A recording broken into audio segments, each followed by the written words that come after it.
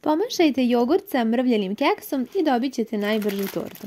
A sve što vam je potrebno jeste 400 grama nekog keksa koji vi imate, kao i 3 banane. Ovo će nam biti jedini zaslađivač. Najbolje bi bilo da imate 3 ovako malo zrelije banane koje ćete dobro da usitnite sa viljuškom i da dobijete ovako kao keks. U banane dodat ćemo izmrvljeni keks. Ja sam nešto mrvila na krupnije komadiće, nešto na sitnije, nešto je kao i samleveno. Kao što vidite miješano, još ću malo da usitnim sa rukama, a potom dodajemo jogurt. Koristit ću 2 male čaše jogurta, ovdje ima 180 grama, a ukoliko merite u mililitrima, to je tačno 300 ml jogurta ukupno. Dodajte ovaj jogurt, moj malo gušće, inače ovo je najjeftiniji jogurt iz Disa po 29 dinara, tako da je torta i jeftina. Dodat ćemo još i 2 kašike kisele pavlake, 2 ovako velike kašike, kao i 2 pune, ogromne velike kašike eurokrema.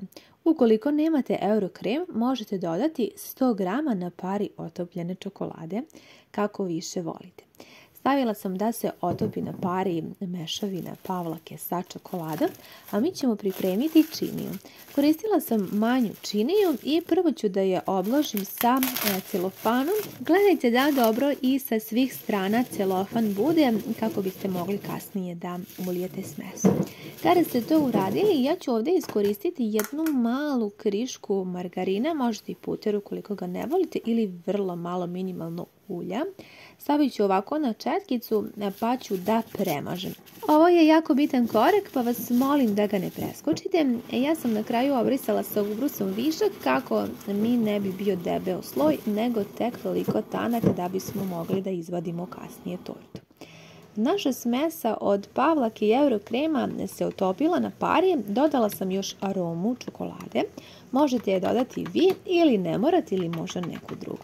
Sve zajedno pomešajte, sada smo dobili ovako malo tečniju smesu koju ćemo dodati unutra zajedno sa keksom i jogurtom.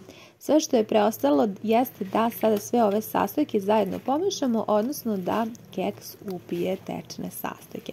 Ovo je stvarno jako brzinska torta, a bit će prilično osvežavajuća i ukusna, a priprema se toliko jednostavno za manje od 15 minuta.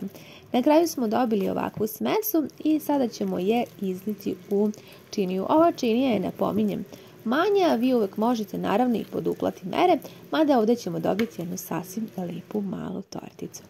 Sada je ovu smesu potrebno zagladiti i dok ovo radite dobro je utisnite i pritisnite na dno kako bi smesa se svuda ravnomjerno rasporedila po činiji. Za kraj uzmite još jedan celofan, dobro tortu sa svih strana ušuškajte, pa odnesite u zamrzivač na hlađenje na nekoliko sati. Kod mene se ova tako jednostavna i osvežavajuća tortica hladila tačno 5 sati i to je bilo sasvim dovoljno. Naravno u zamrzivaču kao što sam rekla. Sada ćemo da izvadimo ovaj prvi celofan i da je samo prebacimo na jedan lep tanjir. Jako lako se i vadi iz činije, tako da je stvarno torta super.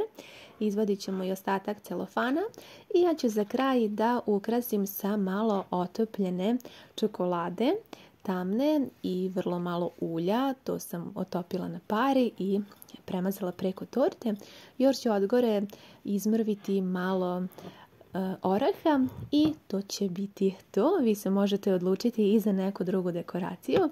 Mi ćemo je sada presjeći. Sačekajte otprilike nekih 10 minuta na sobnoj temperaturi kada budete izvadili iz zamrzivača kako bi mogli lepo da je isečete.